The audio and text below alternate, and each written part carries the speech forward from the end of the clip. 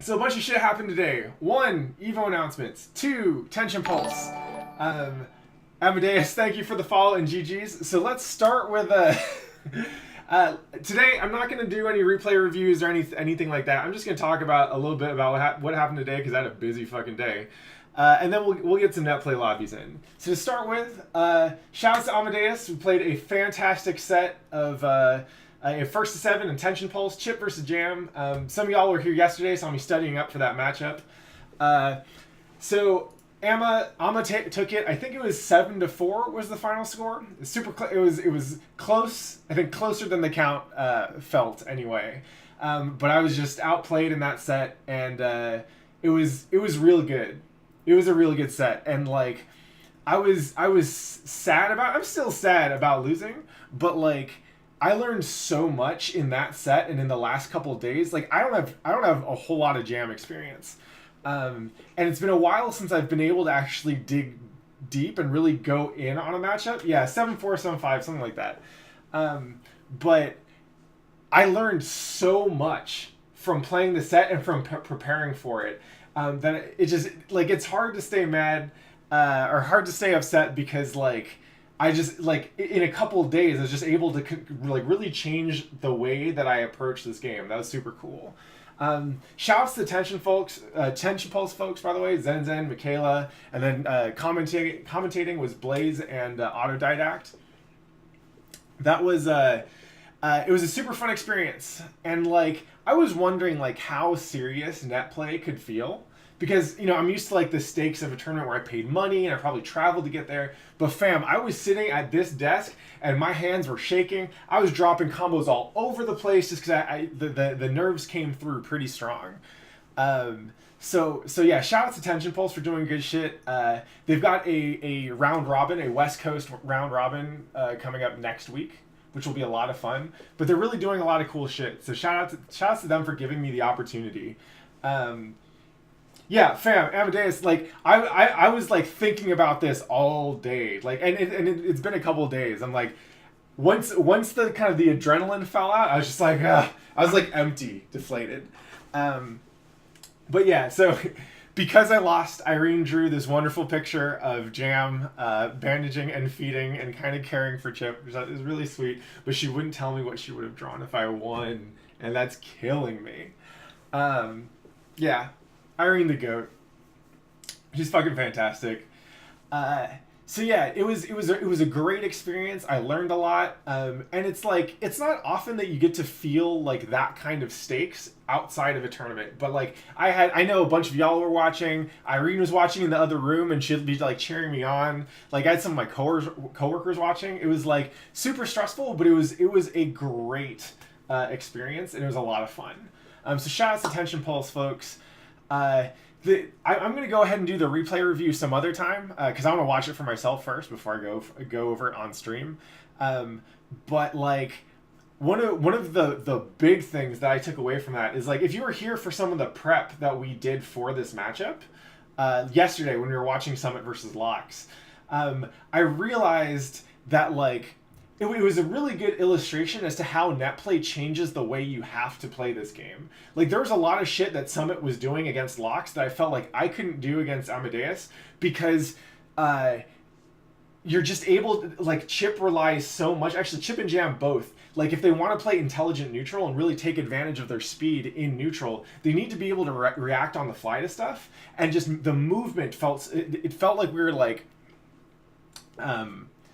like the neutral just felt a lot less reactive and a lot more guessy, and I think that was true on both sides. And like in those conditions, Amadeus just held it down with some super good like what's the right way to explain it? Super good like risk reward analyses, right? Just getting a lot of really good trades, getting a lot of really good counter hits, and like the shit that I wanted to do when I was able to pull it off, it worked, and I felt good about that. But it also reminded me that like there's a lot in the fundamental guts of this game that changes, and when I'm studying offline play, like especially when I'm studying Japanese offline play, there's a lot of shit that they can do that I can't do, and I think anyone playing in like 3, 4, 5 frames of lag can't do online, and that was super useful learning to take, because it changes the way that I watch a lot of these videos now. So like TLDR, support your offline scene. Like Tension Pulse is dope, Netplay is dope. It's a great way to learn matchups and really grind up experience. But holy shit, like if you're not grinding offline, you're not going to be ready for offline. And like that just it played not only into the way I played the match day, it also played into the research. It was a super powerful lesson. So again, thank you so much, Amadeus, for the matches, and I hope we get to run it back at Combo Breaker. I want to run that back, and I want to run back. I owe Sway, or I don't owe Sway. I want to run back against Sway because he beat me twice at Evo a couple of years ago. I need to learn this jam matchup. What up, Soder? So yeah, Tension Pulse is super fun. We'll do a replay review sometime next week. The big announcement for today in the fighting game community, in the Blow Up Tuesday, is the Evo lineup. So the Evo lineup was released. They did it like during Tension Pulse. Doe, Say Jane, thank you so much for the follow. Yeah, if I can't catch you at Combo Breaker, I'll try and catch you somewhere else. The world is wide. Guilty Gear lives long. Where can I find this thing? Evo. They're just Evo on Twitter, right? Yes. Okay. Yeah. So the official lineup for Evo this year: Street Fighter V, obviously; Dragon Ball Z, obviously; MK11, yeah; Tekken 7, Smash Ultimate.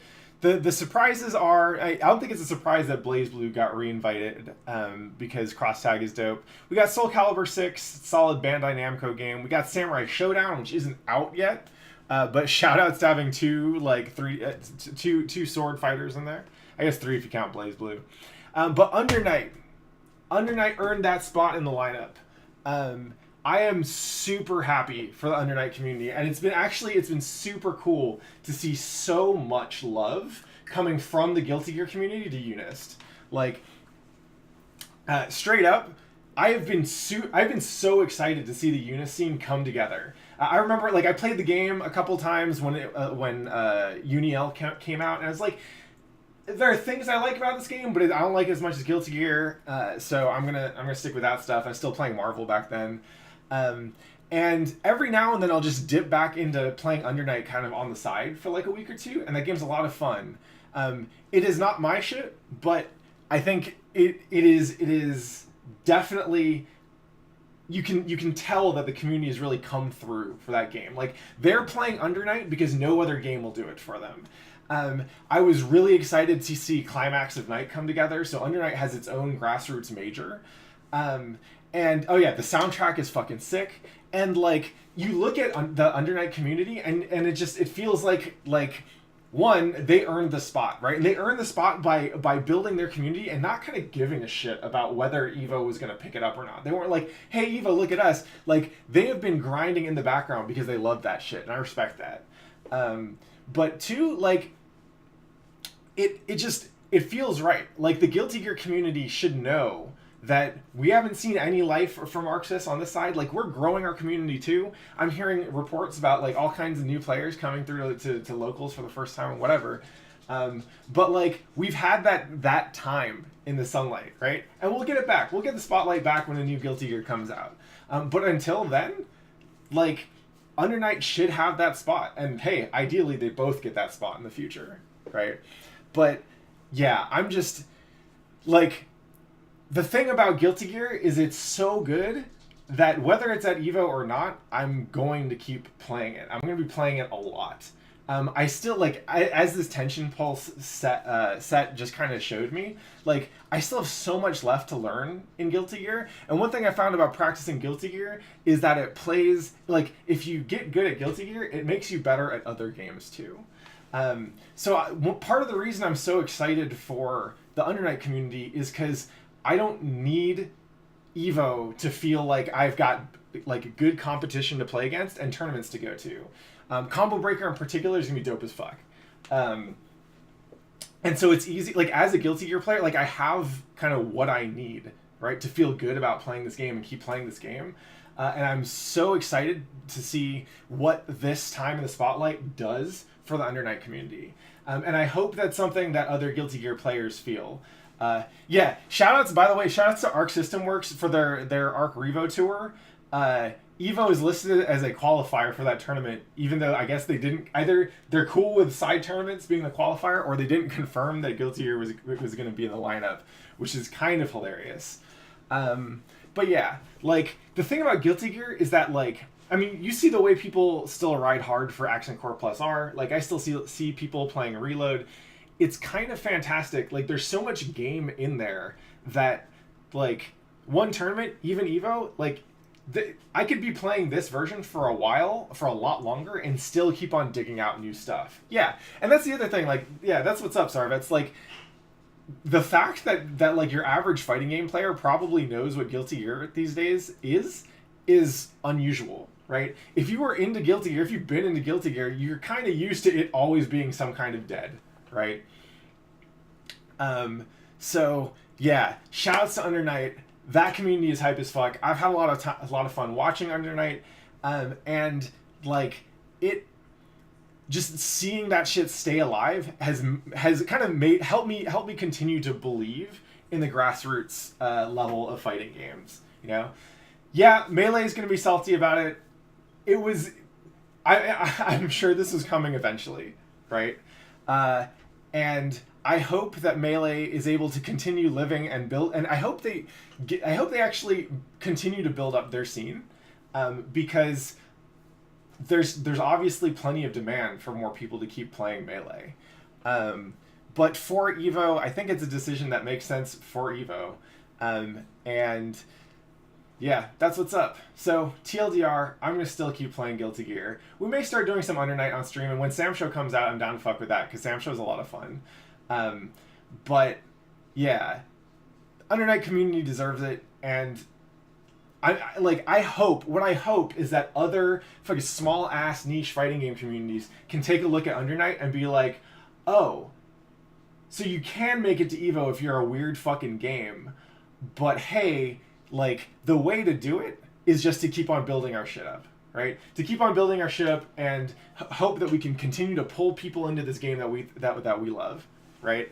The people who love Under Night built up the Under Night community because nothing else hits you the way Under Night hits you. Same way Guilty Gear does for me, right? Nothing fucking hits me like Guilty Gear does. So we're going to keep playing Guilty Gear. Matter of fact, we're going to play Guilty Gear right now.